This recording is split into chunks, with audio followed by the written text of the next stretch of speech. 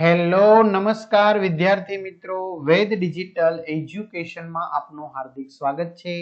આજે આપણે ધોરણ 8 વિષય સામાજિક વિજ્ઞાનની અંદર પ્રકરણ નંબર 9 જેની સ્વ અધ્યયન પોથીનું 100% ટાઈપિંગ સાથે સંપૂર્ણ સોલ્યુશન જોવાના છીએ। તો ખાસ વિદ્યાર્થી મિત્રો, ચેનલમાં નવા હોય તો ચેનલ સબસ્ક્રાઇબ કરો, બાજુમાં આવેલા બેલ આઇકનને પ્રેસ કરો જેથી તમને અવનવા વિડીયોની માહિતી નોટિફિકેશન મળી શકે। વિડીયો લાઈક કરો, તમારા મિત્રો દોસ્તોને શેર કરો।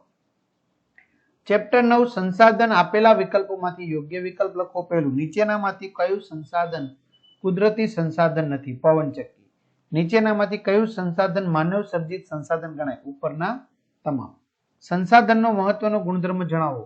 ઉપયોગી હોય એમના માટે, બરાબર ગુણધર્મ છે। જો એકલ સંસાધન ક્રાયોલેટ ખનિજ, વિરલ સંસાધન યુરેનિયમ। વિદ્યાર્થી મિત્રો, તમારે ધોરણ 8 ના દરેક વિષયના વિડિયો લેક્ચર જોતા હોય કે પછી પરીક્ષાના સમયે પરીક્ષાના પેપરો જોતા હોય તો આપણી વેદ ડિજિટલ એજ્યુકેશન નામની એપ્લિકેશનમાંથી તમને મળશે, જેમાં 3 થી 12 ધોરણના દરેક વિષયના વિડિયો લેક્ચર, સ્વાધ્યાય અભ્યાસની સમજૂતીના વિડિયો, પરીક્ષા માટે ઉપયોગી મટીરીયલ, જુદા જુદા જિલ્લાના પેપરો, સ્વાધ્યાયન પોથી, પ્રોજેક્ટ પ્રવૃત્તિ બુક, આ બધું ગૂગલ પ્લે સ્ટોર કે જ્યાંથી આપણે ગેમ ડાઉનલોડ કરીએ તો ત્યાં જઈને વેદ ડિજિટલ એજ્યુકેશન નામની એપ્લિકેશન ડાઉનલોડ કરવાની। ઓપન કરશો એટલે આ પેજ ખુલે, એમાં તમારા પોતાના મોબાઈલ નંબર નાખી દો, સેન્ડ ઓટીપી કરી દો। 4 આંકડાનો ઓટીપી નાખશો એટલે પેડ કોર્સમાં જુદા જુદા પેડ પ્લાન, એક્ઝામ પેપરમાં પેપરો, 3 થી 12 માં 3 થી 12 ધોરણના વિડીયો, તમારું ધોરણ પસંદ કરી વિષય પ્રમાણે પાઠવેલ વિડીયો નિહાળી શકશો। ચલો, ક્ષયશીલ સંસાધન અણુ ઉર્જા અને બીજું ખનિજ કોલસો। ખાલી જગ્યા પૂરો। પૃથ્વી ઉપર કુલ 3/4 ભાગમાં જળ સંસાધન વિસ્તરેલ છે। એક સજીવ બીજા સજીવ સાથે પરસ્પર જોડાઈ અસ્તિત્વ ટકાવે તેને પરિસર તંત્ર કહે છે। જોડકા જોડો એકલ સંસાધન, તો એમાં જવાબ આવશે બી ક્રાયોલાઇટ। વિરલ સંસાધન ડી ખનિજ તેલ। લુપ્ત પ્રાય પક્ષી ગીધ। પરાગનયનમાં મહત્વની ભૂમિકા મધમાખી। ચલો, ખોટો શબ્દ છે કે વાક્ય ફરીથી લખો। તો ઉપયોગિતાની રીતે તમામ સંસાધનોમાં મુખ્ય સંસાધન ભૂમિ ગણાય છે। પલંગ ખુરશી એ માનવ નિર્મિત સંસાધન છે। કુદરતી તત્વો ઉપર કેટલીક પ્રક્રિયા પછી મળતા પદાર્થને માનવ નિર્મિત સંસાધન કહે છે। પવનચક્કી વડે અનાજ દળવું જેવું કાર્ય કરી શકાય છે। રસોઈ માટે લાકડા કે કોલસાને બદલે એલપીજી નો ઉપયોગ કરવો જોઈએ। નીચેના કોષ્ટકમાં સંસાધનોના બે ઉદાહરણ આપો। સર્વ સુલભ ઓક્સિજન, નાઇટ્રોજન, સામાન્ય સુલભ જળ, જમીન, વિરલ કુદરતી વાયુ, ખનિજ તેલ, એકલ ક્રાયોલાઇટ। ત્યાર પછી તફાવત આપો। નવીનીકરણીય સંસાધનો, બિન નવીનીકરણીય સંસાધનો। તો વિદ્યાર્થી મિત્રો, બંનેના આપણે સરસ મજાના બે મુદ્દા બે બાજુ લખેલા છે, બરોબર, જે આપણે ઉપયોગી થઈ શકે। ત્યાર પછી 1-2 વાક્યમાં જવાબ આપો। એકલ સંસાધનને બીજા કયા નામે ઓળખવામાં આવે છે?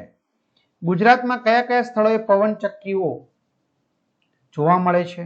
ગુજરાતમાં ગરમ પાણીના ઝરા કયા કયા સ્થળોએ આવેલા છે? તમે જોયેલા સીએનજી થી ચાલતા વાહનોના નામ આપો। વિડીયો પોઝ કરીને તમે લખી શકો છો। પ્રશ્ન 8 મુદ્દાસર માનવ સંસાધનના ફાયદા જણાવો। તો પેલું આર્થિક વિકાસ, બીજું છે નવીનતા અને સંશોધન, ત્રીજું સામાજિક વિકાસ, ચોથું જીવન ધોરણમાં સુધારો। પ્રશ્ન 2 તમારી આસપાસ રહેલા ભૂમિ અને જળ સંસાધનોના સંરક્ષણ અંગેના ઉપાયો માટે તમે શું કરી શકો છો? બરાબર, તો વિદ્યાર્થી મિત્રો વિડીયો પોઝ કરી અને તમે વ્યવસ્થિત રીતે તમે શું કરી શકો છો? નોટ ડાઉન કરી શકો છો, યાની કે લખી શકો છો। ચલો, નીચે આપેલા વિધાનોના કારણો આપો। પહેલું, કુદરતી સંસાધનોનો વપરાશ કરકસર સાથે કરવો જોઈએ, જે વિડીયો પોઝ કરીને તમે શું કરી શકો છો? લખી શકો છો। ત્યાર પછી આગળ વધીએ વિદ્યાર્થી મિત્રો। પેટ્રોલ ડીઝલને બદલે વીજળી બેટરીથી આધારિત ચાલતા વાહનોનો ઉપયોગ આપણે દિન પ્રતિદિન વધારવો જોઈએ, તો એ પણ તમે વિડીયો પોઝ કરીને લખી શકો છો। ચલો, વિચારોને લખો। પહેલું, કોલસા ડીઝલથી ચાલતી રેલવે અને વીજળીથી ચાલતી રેલવે બંનેમાંથી તમે શામાં મુસાફરી કરશો અને શા માટે? બીજું, શું વિમાનને શુદ્ધ કેરોસીનને બદલે વીજળીથી ચલાવી શકાય ખરા? ત્રીજું, તમે નિહાળેલ બેટરીથી ચાલતા વાહનોની યાદી બનાવો। તે વાહનોની નંબર પ્લેટ કયા કલરની હોય છે? બરાબર, યાદી બનાવવાની છે।